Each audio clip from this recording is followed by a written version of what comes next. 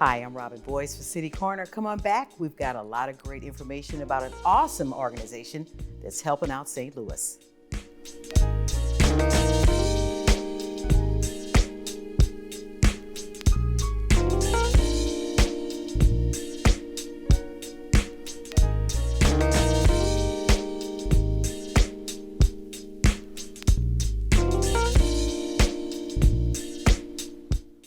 Welcome to City Corner, and I hope that you're having an awesome day, and you're going to have a good week too. Here in the studio with me today is Miss Erin Smith, who is Vice President of Communications for the United Way, a worthy organization that is helping out some 160 organizations in the St. Louis area. And I'm really happy you got an opportunity to just come on in here and talk with us about some of the great things the United Way is doing in the past, in the present time. There's so much that's going on, but the United Way is celebrating 100 years. Tell us about that. Yes, well, thank you for having us. We appreciate the opportunity to talk about our history and look forward to our future. As you mentioned, this year, United Way of Greater St. Louis is celebrating 100 years of supporting the local St. Louis region. Wow. So we started in 1922. It actually started as a group of community members who wanted to find a way to give one gift that would help multiple charities and organizations and many people. That first year, they actually raised over $1 million for 40 local nonprofits. As you mentioned, 100 years later, we help over 160 local nonprofits now, and we raise annually upwards of $70 million. 70 million? Yes. 70 million to help some of these organizations out. Yes, in the St. Louis region. Our community is so generous, obviously, to be around for 100 years and supported by the community. That just shows how great the St. Louis region is. Our United Way, the local St. Louis chapter, is actually one of the top United Ways in the nation. And so I think that really just speaks to the generosity and the commitment of the people in this community who want to give and who want to help each other out. It's really a very generous community, St. Louis. They've always been big givers here, and that's one thing that people really like about this area. It's just so open to and love for people. Whenever someone needs some help, they're there for them right away. Exactly. Now, how did you come to the United Way? Yeah, so I actually started at United Way a little over 6 years ago. Okay. I am from the St. Louis region. I'm a native of St. Louis City. Actually, I still live in St. Louis City, and so yes, and so I, after graduating college, came back to the St. Louis area.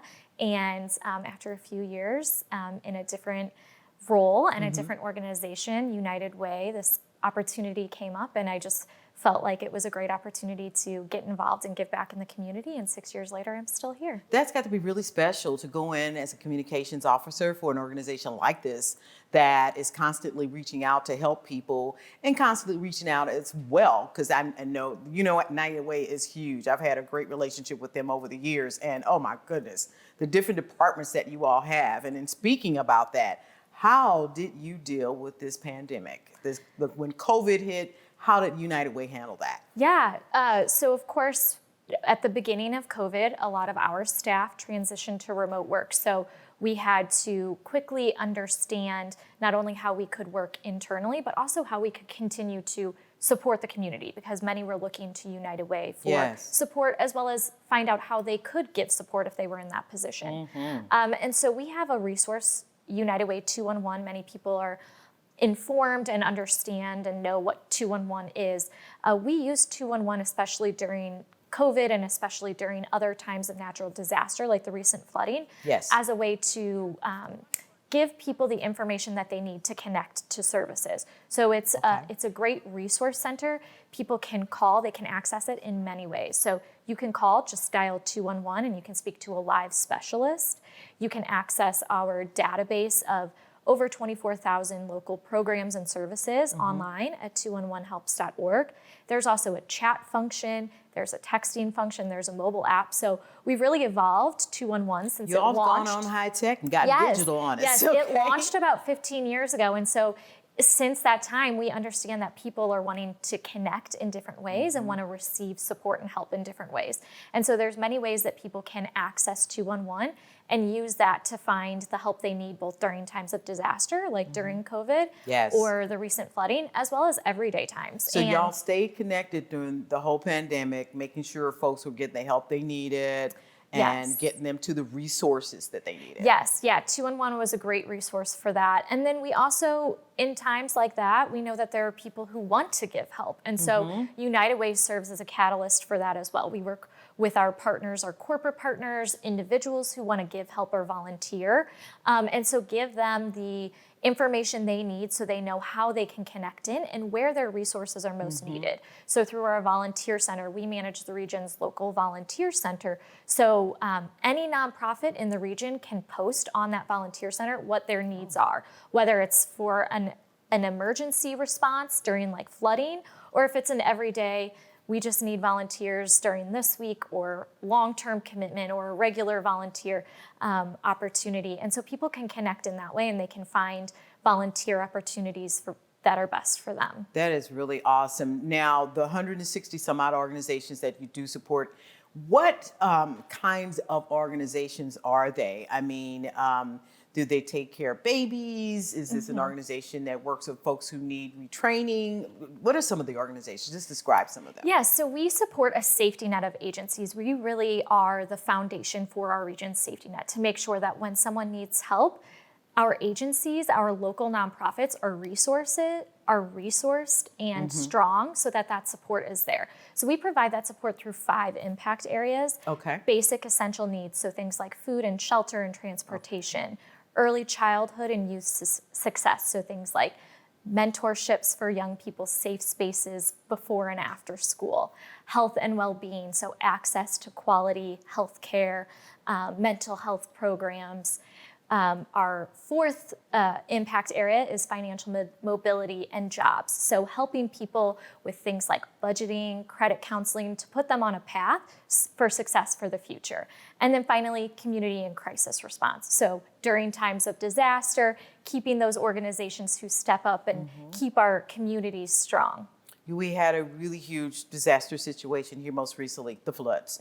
How were you able to help those individuals who were impacted? There were like several different sections of the St. Louis area that were affected in the region. How were you all able to help those organizations? So I'm going to go back to us being 100 years old and 100 years in this community, because I think that really helps during times of disaster, because we have an infrastructure, because we have an extensive network of partners who we've been working with for some of them for an entire century. We have our network of corporate partners and individuals who are deeply rooted in the community and can provide the help and help us enable the help for those who were impacted. So we are able to quickly mobilize. We work with what are called community organizations active in disaster, short for COADs. And those are organizations, government agencies coming to the table, because during a time of disaster, there's a lot of need for really coordinated and effective response, because you have a lot of people who are in need and you have a lot of people who want to give need, but they may not. Those Red Cross folks. Yes, they may not know where to go. They may not know where to turn if they need help. If they want to give resources, where do I drop off clothing? Where do I help? Where do I volunteer? And so the COADs are really an opportunity for the agencies who are providing that support to come together and ensure there's no duplication, that we're all collaborating and working together to make sure that we're efficiently and effectively helping people during what is some of the most challenging times and when people's lives are greatly impacted. And so a lot of the organizations that are at this table are our network agencies, our safety net agencies. So we already have relationships with them. Government agencies, state emergency management associations, those are all a part of this table.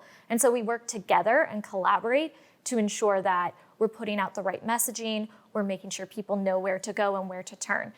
211 serves as, during many disasters, serves as the resource center, the resource line for individuals. For this recent flooding situation, for example, 211 was where people turned to fill out intake forms. So this informs agencies and emergency managers of these are the needs that people are experiencing. Where can we get them help? Where can we send them? What agencies can we send them to? The COADs also stand up during times of disaster, multi-agency resource centers, or MARCs, a lot of acronyms today. And so you've probably been hearing about those in the news. Yes. But those are one-stop shops, as we like to call it, where many agencies come to a location across the community for people to come in, and they can talk to many agencies for a variety of needs. So they can receive food and water and cleaning supplies a lot of times at these MARCs, but they also can talk to agencies about how they can access debris removal services, or they can work with a case manager one-on-one to, if they have major damage to their homes or they've been displaced and need temporary shelter, to get the information that they need and be able to receive that help. That makes a big difference in a person's life when they know they could just dial 211. And now is this a 24-hour service? Yes, or? yes. So 211 is available 24/7. If you dial 211, you can speak to a live specialist at any time, 365 and days a year. this is the United Way that folks are calling. Okay. Yes, United Way 211. Our 211 serves the entire state of Missouri and then several counties in southwestern Illinois. Really? Yes. So people can call that number. Something really happens. They wake up in the middle of what has happened recently. Yes. Folks are like, water's in the living room. What's going on? What do I do? Where can we go? You can call that 211 to immediately find the resources on where you can go. Well, of course, you want to make sure that it is not 911. So if it is a true emergency, or you need, in the case of flooding, rescue, you would dial to 911 for that. So want to be clear on that. Okay. But 211 is really the resource for once you're out of an emergency and danger. That is where you can turn to get those find resources and help. Awesome. We're going to talk more about what the United Way is doing when we come back after these messages. Come on back to City Corner.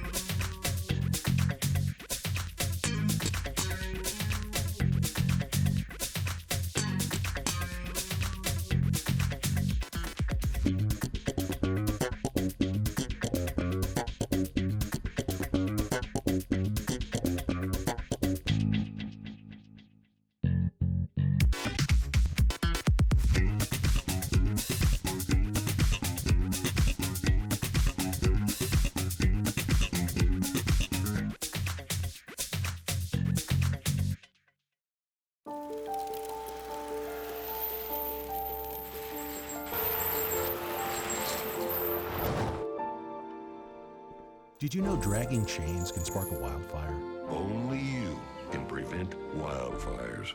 What I love about St. Louis is the 79 unique neighborhoods nestled into 108 city parks, including Forest Park, which is actually larger than Central Park in New York, and of course, the beautiful Tower Grove Park where I'm at now. Oh, the St. Louis Blues. We've got the St. Louis Surge, two-time WBCBL champions. We've got Harris Stowe, WashU, St. Louis University, and of course, the 11-time World Series champion, St. Louis Cardinals. So come experience St. Louis. Visitors and residents love the St. Louis Zoo because it's free. There's a train, a carousel, opportunities to make new friends, and plenty of fun learning experiences with the animals 363 days a year.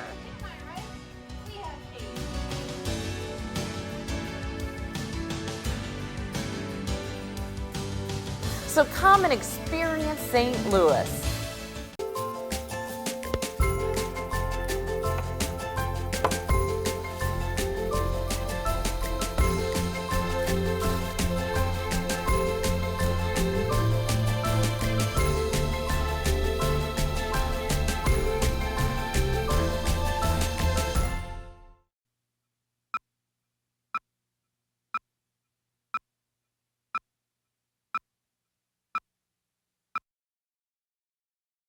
When I was in foster care, I never knew when I would have to move, so I always had my suitcase ready to go. Then one day, I was adopted. My new parents opened their hearts and home to me. My parents cook my favorite breakfast for me every morning. My parents take me on trips I never thought I would go on. They gave me a home and an even better reason to use that suitcase. My parents aren't perfect, but they're perfect for me. What I love about St. Louis is the 79 unique neighborhoods nestled into 108 city parks, including Forest Park, which is actually larger than Central Park in New York, and of course, the beautiful Tower Grove Park where I'm at now. Oh, the St. Louis Blues. We've got the St. Louis Surge, two-time WBCBL champions. We've got Harris Stowe, WashU, St. Louis University, and of course, the 11-time World Series champion, St. Louis Cardinals. So come experience St. Louis.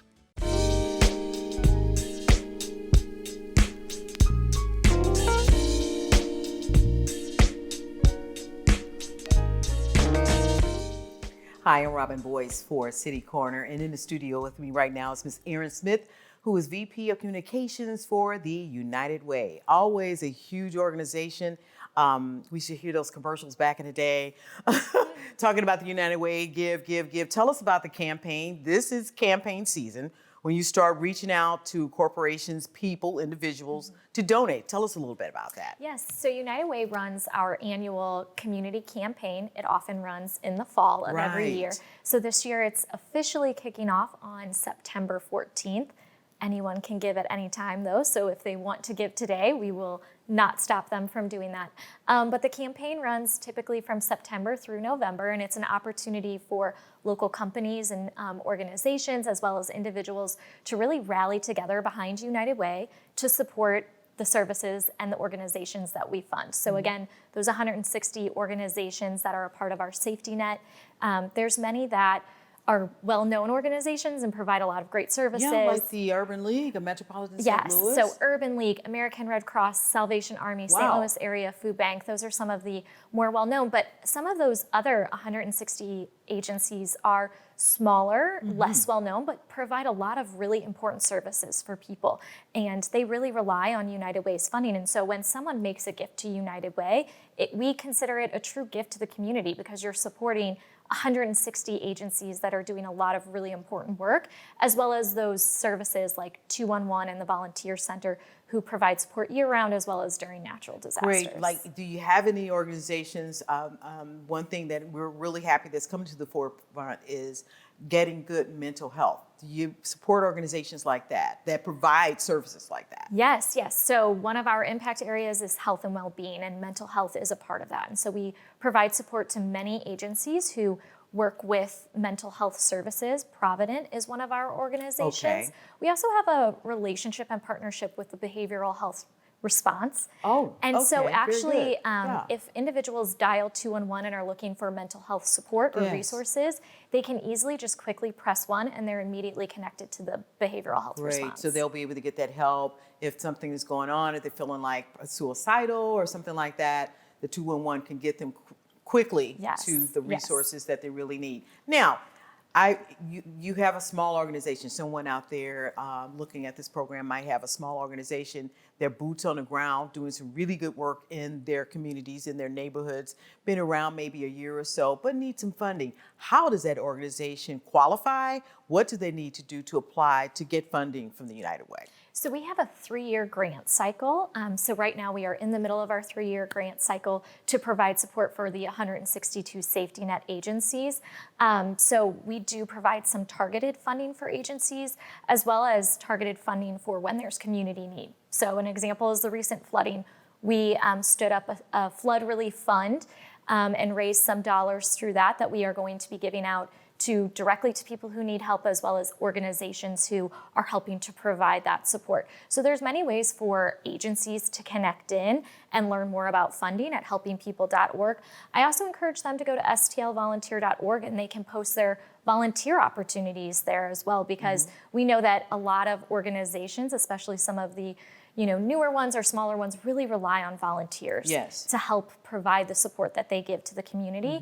And so posting their opportunities, we have a wide reach through stlvolunteer.org, and we can connect them to people who can provide that support. So what qualifies an organization? Some people might say, well, I do need some dollars. And also with that, if they qualify, do you have short-term grants or, just like you said, you had targeted grants, but organizations may need some money just right away, and can a United Way do that for them, and what qualifies them to get those dollars? Yeah, it honestly really depends on what's happening out in the community, what the emerging needs are, what the long-term needs are, and what availability we have. So our main funding source is through campaign, and the majority of those dollars support those 162 safety net agencies. From there, it's really having a conversation with these other agencies to understand what their needs are, what their services are. Do they meet? In 2020, we deployed a community needs assessment to understand what is our community seeing? What are the main needs? What are the long-term needs? Because we know, obviously, immediate needs are important to be addressed, but we know that people have long-term needs, finding jobs, finding access to quality childcare and youth support. And so we look at that community needs assessment to help understand where can we provide the best investment and support that will help our community overall. Where are some of the biggest needs that United Way, after doing that survey and that research that you did to find out the needs in this community, where are some of the biggest needs right now? Yeah, so we found jobs and transportation were a critical need in all of the 16 counties that we serve. We serve 16 counties across Missouri and Illinois.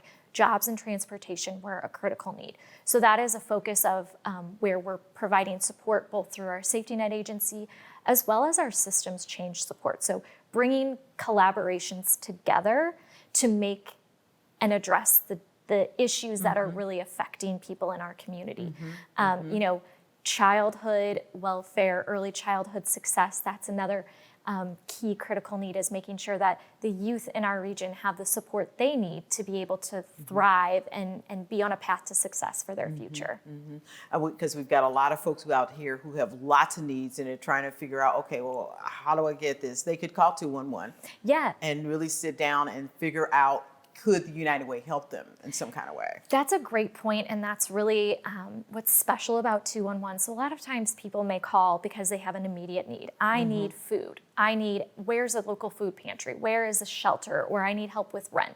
But we know if you have that need, then a lot of times there's something else that you may have a need for. You may need transportation to and from your job. You may need training to get a better job or find employment. And so our 211 specialists are trained to be able to talk with each individual caller and understand, here's your immediate needs and here's some resources that we can give you now, but what else is going on? What can we help you with to be able to put you on a path from maybe crisis or needing an immediate help to long-term success? Also, with the funding United Way has available to some of the organizations, you also help them with their administrative cost of running those organizations, because if you don't have staffing there to direct distributing foods, getting clothing out, helping individuals get to the social worker that they need to talk to, you also help fund those individuals so that they can keep salaries going.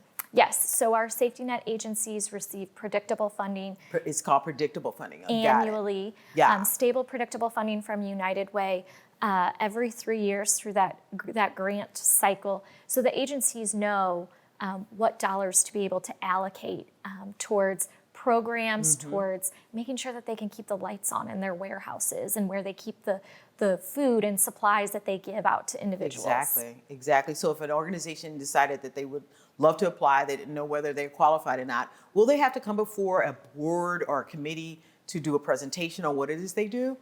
So United Way actually utilizes local community members to help us with our investment decisions. We have what we refer to as our Regional Investment Committee, and it's a group of everyday community members who are local to the St. Louis region, who help to understand what the needs are and then determine where United Way dollars are best spent and best resourced. Great. So that's a group of people who know what's going on out there. There probably are boots on the ground as well.